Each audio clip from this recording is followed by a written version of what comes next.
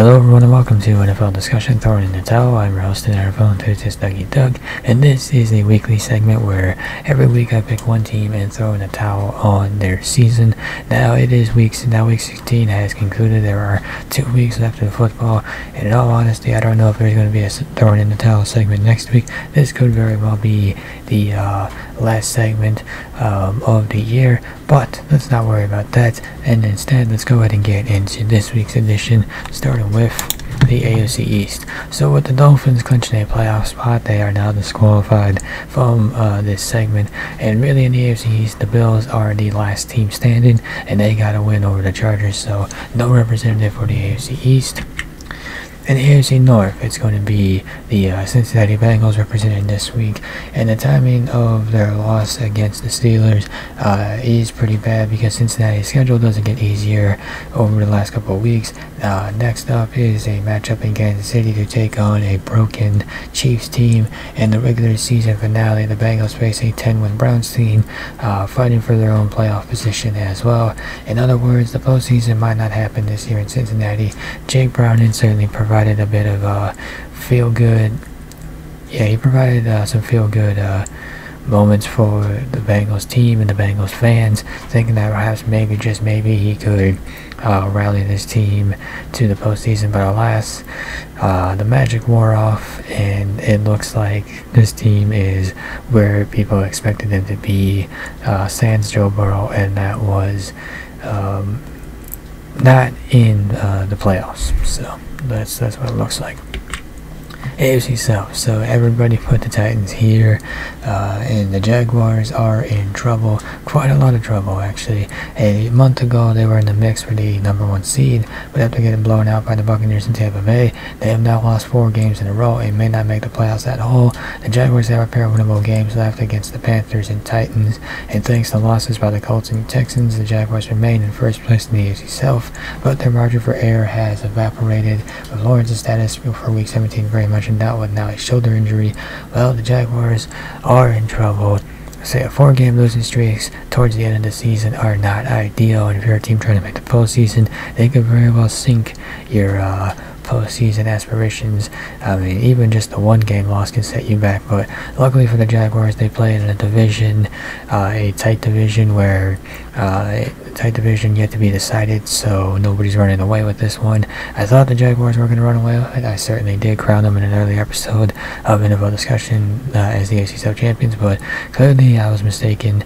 Granted, I still think they win the division. I like their, well, actually, I take that back. I don't know if they win a division, but because they play in such a tight division, they have some margin of error, but it's not much.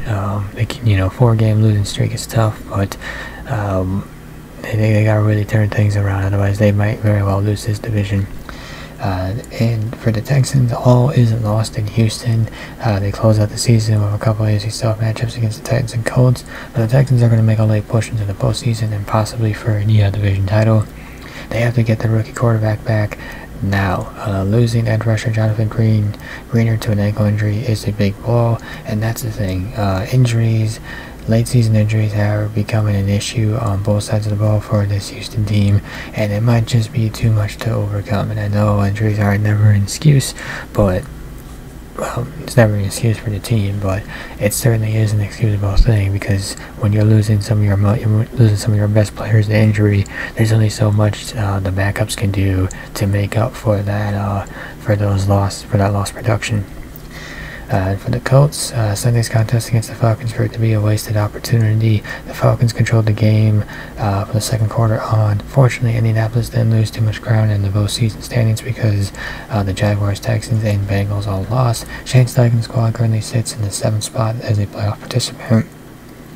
And they do control their own destiny with winnable games against the Raiders and Texans, both of which are at home. So yeah, in the running for a postseason spot as well as a divisional spot too. So AFC South very much up for grabs. AFC West, couple representatives here, the Chiefs and the Broncos. And after tying to rally the game, the Broncos defense couldn't stop the Patriots from driving for a game-winning field goal, with Denver's postseason aspirations essentially over. In the first 2 years of Russell Wilson's Bronco tenure, a disappointment to say the least. The pressure on Wilson and Sean Payton going into 2024 is going to be bigger than it was this season. I don't know how many people expected this team to be a Super Bowl contender, but I certainly did expect this team to kind of turn things around and show some progress. And I would say they started to trend in the right direction. They've gone backwards as of late, but I think this team is going in a good direction overall. Unfortunately, not good enough to make the playoffs, but I think they have some things. But I think they definitely have some things they can build upon going into next season, and then be able to achieve that playoff mark.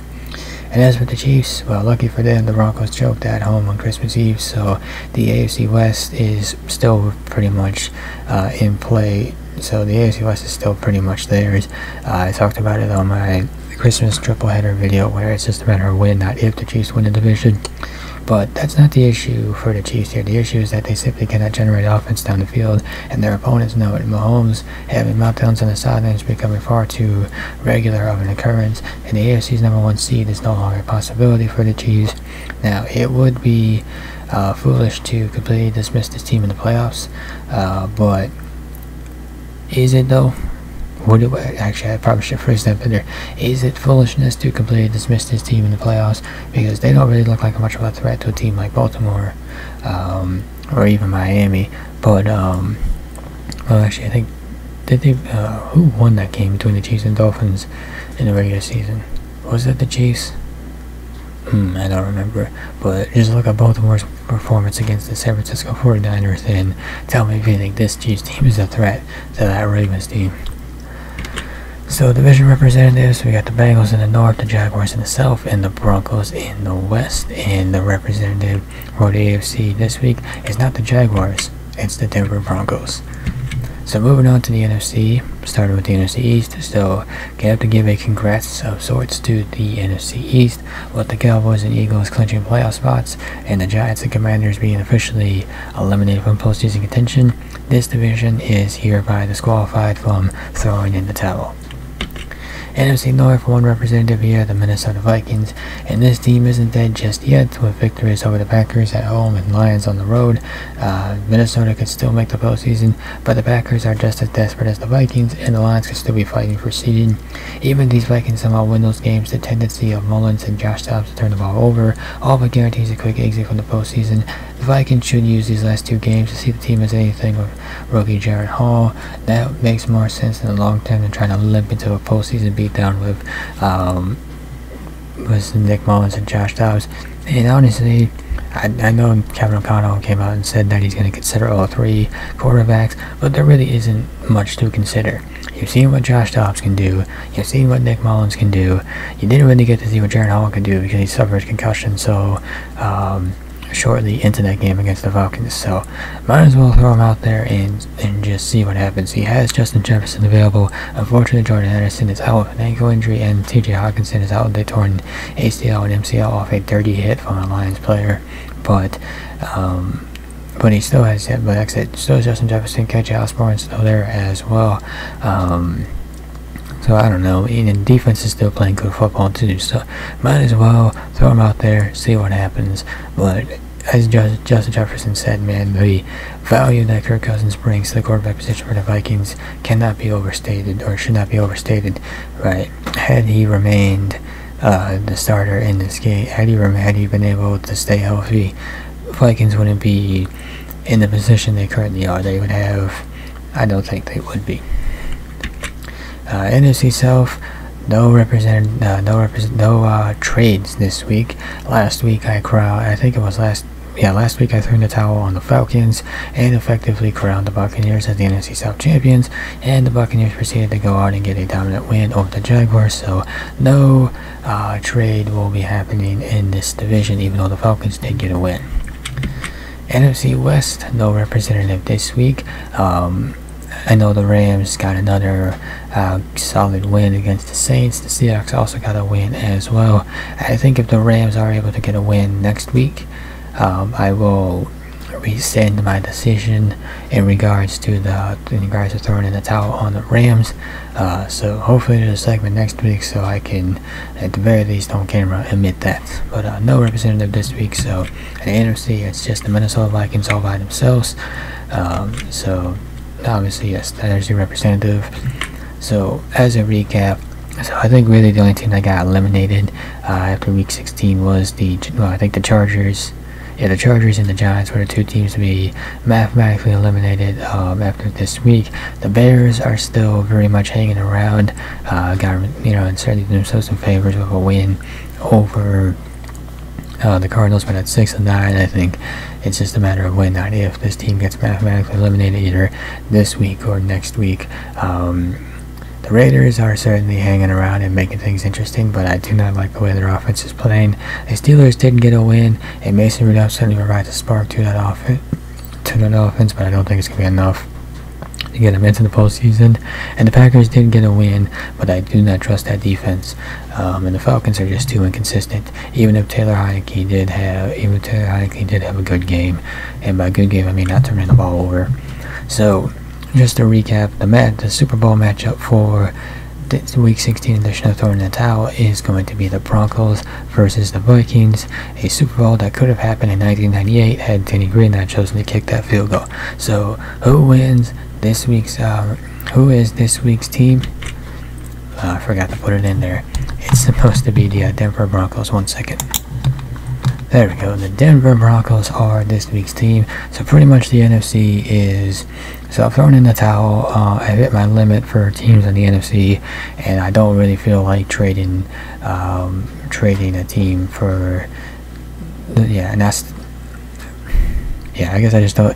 I guess since I still have options left in the AFC in looking at the Bengals and Broncos, kind of felt like it would have been better just to go with one of those two teams.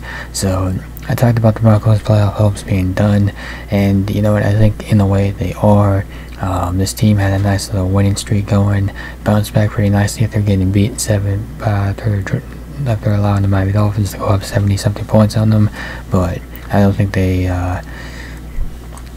meet the postseason this year. And I don't really think anything changes. I think they still ride with the quarterback, coach, and GM, and just hope that next season is better than this season, that they're able to take what they learned from this season, apply it to the next season, and actually make the postseason. And with that will conclude this week's edition of Throwing in the Towel. If you enjoyed this episode, be sure to hit that like and subscribe button down below.